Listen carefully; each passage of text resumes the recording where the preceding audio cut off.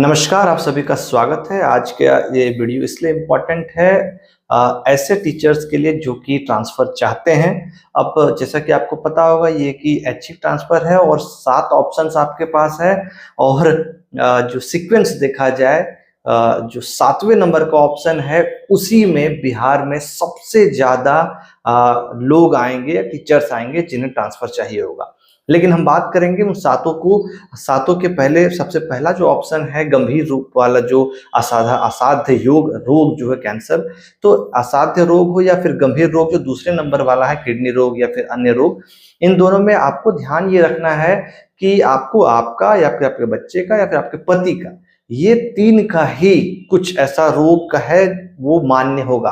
अगर आप अपने पति के ऊपर अपने पिता का या माता का दे रहे हैं तो ऐसा कोई ऑप्शन ही नहीं है, तो कहीं न कहीं रिजेक्शंस की चीज़ें हो सकती है क्योंकि ऐसा लिखा नहीं है, ठीक है? कहीं पे भी कि आप पापा या मम्मी का दे सकते हैं, पहली बात। दूसरी बात, इसमें और डिटेल में कुछ नहीं दिया है कि किन से कहाँ से कौन सा सर्टिफिकेट चाहिए।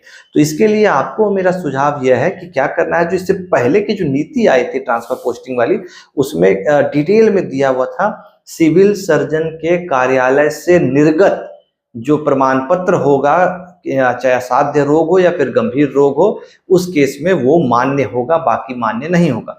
तो सिविल सर्जन कहाँ बैठते हैं? सिविल सर्जन आपके अपने जो भी आप जिला में हैं, हर जिला में बिहार के वहाँ पे सदर अस्पताल होता है, जिला का जो सरकारी अस्पताल होता है वहाँ पे सिविल सर्जन बैठते हैं, जिसे सीएस भी कहा जाता है। अब वो आपको कैसे सर्टिफिकेट बना के दे देंगे? सर्टिफिकेट बनाने के लिए क्या होता है कि आप जहाँ पे भी इलाज करा रहे हो, चाहे प्राइवेट हो, सरकारी हो, आपके पास टेस्ट रिपोर्ट होगा, आपके पास मेडिकल रिपोर्ट होगा, आपके पास डॉक्टर्स के प्रिस्क्रिप्शंस के फाइल्स होंगे।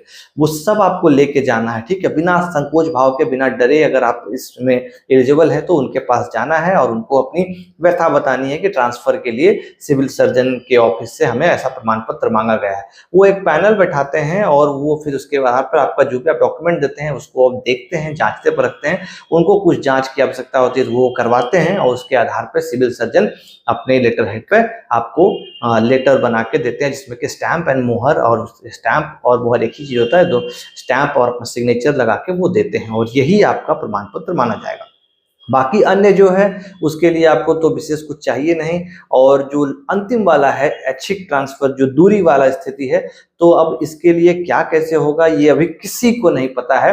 तो बेसिकली इतना निकल के आ रहा है कि आपसे एक आवेदन लिया जाएगा और उस आवेदन में आपको देना होगा कि आप ट्रांसफर क्यों चाहते हैं, ठीक है? तो फिलहाल वो जो होगा उस पर तो देखा जाएगा, ठीक है? तो मिलते हैं अगले वीडियो में। कुछ और जानना हो तो आप हमसे जुड़े रह सकते हैं।